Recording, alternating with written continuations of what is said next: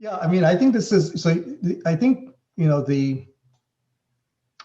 I think what's interesting about let's say China, which obviously is the greatest beneficiary of the post 1990 global economic system, but China presents a paradoxical case because even though China was a great beneficiary of the post 1990 system, China played the globalization game not by post 1990 rules, but actually by Bretton Woods rules.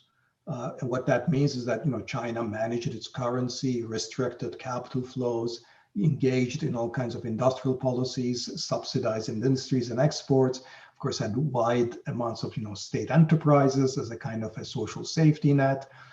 So did all the kinds of things that you were allowed to do under the Bretton Woods regime, but you were not allowed to do in the post 1990 policy regime.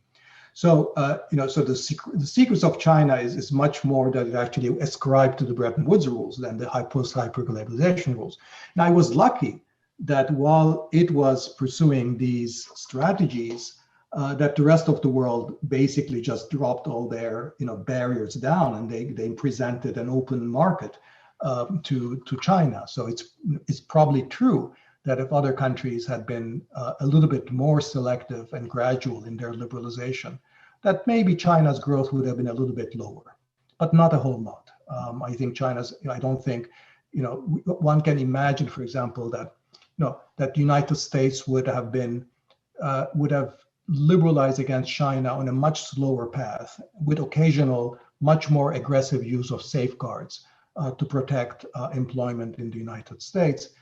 That might have taken a little bit of growth out of China, but maybe would have had the salutary effect that would not have gotten Trump elected back in 2016, because the evidence we have is that in fact those parts of the United States that were most adversely affected by the Chinese export shock were precisely the ones that shifted towards Trump and in some sense cost Hillary Clinton the election back in 2016.